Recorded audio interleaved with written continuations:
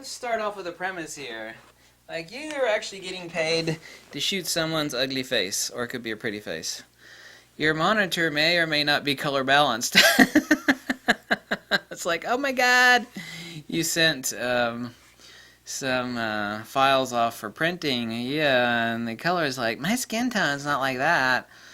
He's like, well, it looked good on my monitor. You know how many people actually invest all that money into lenses and cameras, and then go on location, you take the shoot, and wow, there has to be a chain of consistency. That's one of the key. ARC.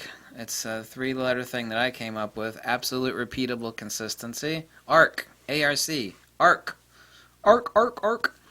I've never heard anybody else use the word arc. I've heard of other things that are basically kind of like that, but absolute repeatable consistency. They don't keep any consistency in anything. I don't believe in hard work, as he said, the fat lazy guy, right? I believe in working smarter. Why on earth would you go to all that trouble, do the shoot, and like sit back behind your computer? I don't care if it's like a 4K iMac with a wide color gamut, and everything is, I've calibrated the display, twice a month. You still want to hit that white balance. Are you just gonna guess? I mean, are you just gonna like throw some dice? What the hell are you doing? Now these have actually gotten a lot cheaper. A bunch of people asked me questions recently since I actually brought this up in another video on showing some JPEGs. I actually stuck this in here. It's a color checker passport. Okay. All you have to do before doing a shoot is have someone hold this up. Actually, I'm going to close the back here's a gray card, 18% reflectance card. Someone hold this up. Make sure you never touch these patches because the skin oil will change the reflectance on these patches, and therefore when you go into Lightroom to hit the eyedropper, that will cause an issue. That's why you never want to touch these, if at all possible.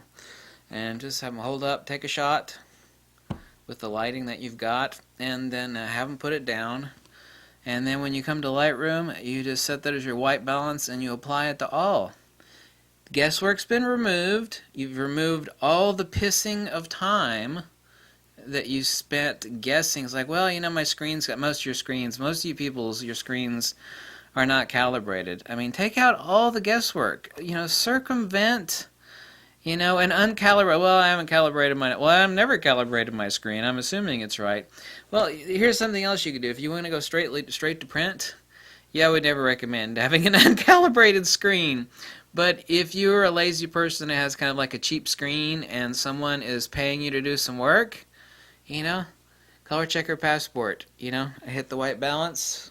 Got right here, white balance, eyedropper in Lightroom, set your white balance, the eyedropper comes up, click, boom, white balance. Now when you go, if you don't have a do your own home printing, which is pretty damn expensive, especially for larger prints, you send them off. You don't have to worry. It's like, oh god, you just spent a ton of money on prints and the skin, your client looks a little pink. Or she doesn't want to buy those prints that it's like, that doesn't look like me, what was wrong with the color?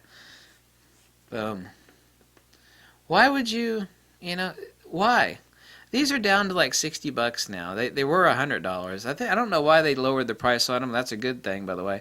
It's called an X-Rite Color Checker Passport. You can also read the instructions. I won't get into that too, but you actually have warming and cooling up here, which you can do instead of actually clicking on the patch in Lightroom. For white balance, is what you can do is you can offset it for warming or cooling by actually clicking on one of these as your white balance. You'll actually see over here warming.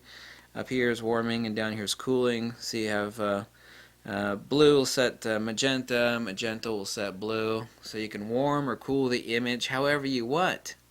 And then you could do that consistently. It's like, well, I clicked on the third patch from the left for cooling, or I clicked on the far patch for considerable warming or cooling of the shot, depending on the mood and the composition that you wanted. How difficult is this? I open up my files in Lightroom, I white balance, I'm done. You want to go take a shot of architectural indoor, you see I got fluorescence over here, I've got incandescence over there, you got all this freaky deaky lighting. I don't care. The best photographer in the world. Okay, let me say this. The best photographer in the world needs to concentrate on what the hell he or she is doing. If you don't have to think about crazy shit while you're taking your shot, that means you can concentrate on the shot. It's the same reason why you need to know your camera and your lens, how the hell to use it, so you're not concentrating on what the fuck to do with it. You're concentrating on taking the shot. The reason you have this is because the best photographers in the world cannot calculate in their damn brains what the hell they do. It's like, I got incandescence over here and fluorescence over there. You know, there's nobody on earth, I don't care how good a photographer they are, just put this up, click, set it down, take the shots. Same thing in the wedding. You show up a little early before the wedding. You got some freaky deaky lightings in the chapel, incandescence here, fluorescence over there. You set it here, you set it there. You use that as your basis.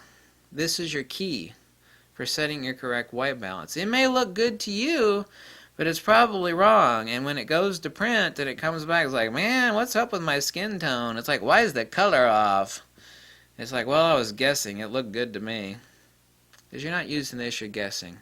Yeah, which is fine if you're doing your own photography, but if you want arc, absolute repeatable consistency, you know, this folds up completely and sticks in your pocket, right? Why doesn't everybody own one of those? If anybody's doing paid work and they don't have one of those things, I got a couple of them. I thought I lost the first one, then I bought a second one, then I found the first one. Kind of easy to lose since they're black and slim. Why don't you own one of those if you're doing paid work? It's not just for portraiture, however, it's definitely important for portraiture. Consistency. Color balance. White balance. Get the skin tones right. Get the, you know, I don't care how good a photographer it is, I can't calculate all these different ratios of percentage of incandescent to a fluorescent and vice versa versus flash.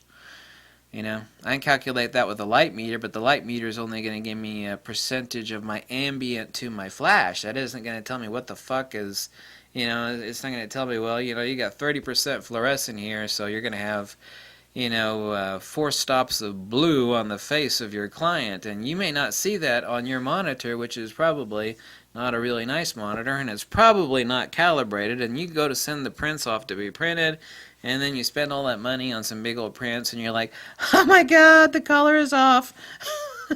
You just wasted time and money. And money is time, and time is money, right?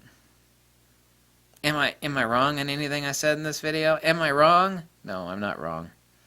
Color checker passport. X-Rite color checker passport. Bye.